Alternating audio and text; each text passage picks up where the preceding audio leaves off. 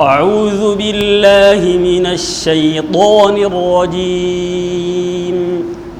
ولو رحمناهم وكشفنا ما بهم من ضر للجوا في طغيانهم يعمهون. ولقد أخذناهم بالعذاب فما استكانوا لربهم وما يتضرعون، حتى إذا فتحنا عليهم بابا ذا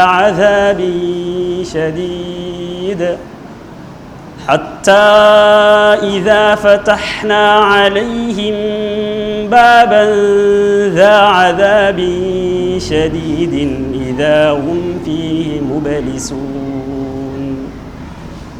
وهو الذي أنشأ لكم السمع والأبصار والأفئدة قليلا ما تشكرون.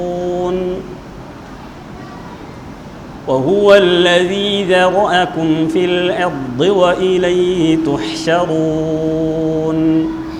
وهو الذي يحيي ويميت وله اختلاف الليل والنهار أفلا تعقلون. بل قالوا مثل ما قال الأولون. قالوا أإذا متنا وكنا ترابا وعظاما أإنا لمبعوثون. لقد وعدنا نحن وآباؤنا هذا من قبل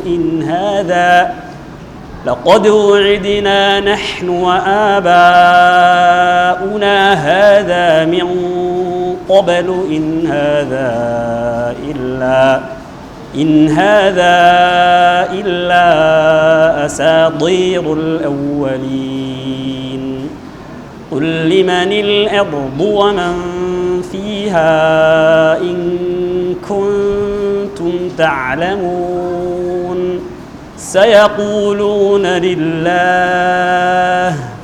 قل أفلا تذكرون. قل من رب السماوات السبع ورب العرش العظيم. سيقولون لله. قل أفلا تتقون. قل من بيده ملكوت كل شيء وهو يجير ولا يجار عليه إن كنتم تعلمون. سيقولون لله. قل فأنى تسحرون. يا داود إنا جعلناك خليفة في الأرض. أعوذ بالله من الشيطان الرجيم. يا داود إنا جعلناك خليفة في الأرض فاحكم بين الناس بالحق ولا تتبع الهوى فيضلك عن سبيل الله. إن الذين يضلون عن سبيل الله لهم عذاب شديد بما نسوا. إن الذين يضلون عن سبيل الله لهم عذاب شديد بما نسوا يوم الحساب. وما خلقنا السماء والأرض وما بينهما باطلا ذلك ظن الذين كفروا فويل للذين كفروا من النار. أم نجعل الذين آمنوا وعملوا الصالحات كالمفسدين في الأرض أم نجعل المتقين كالفجار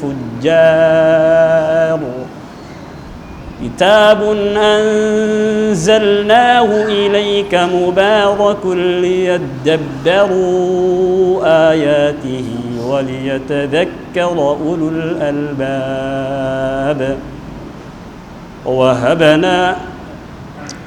كتاب أنزلناه إليك مبارك ليدبروا آياته وليتذكر أولو الألباب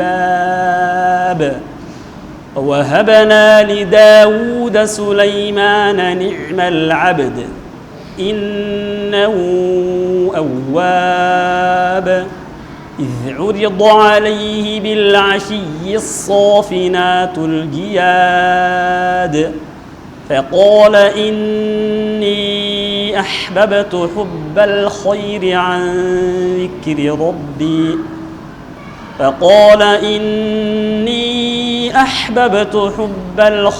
عن ذكر ربي حتى توارت بالحجاب ردوها علي فطفق مسحا بالسوق والأعناق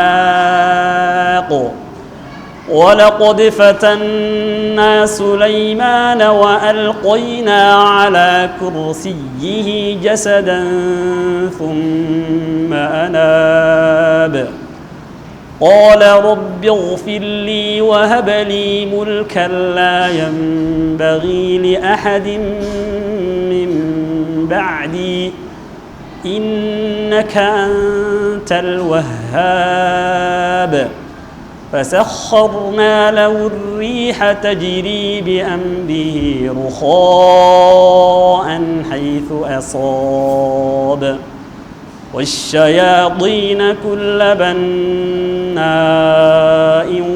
وغواص وآخرين مقرنين في الأصفاد هذا عطاؤنا فامنن أو أمسك بغير حساب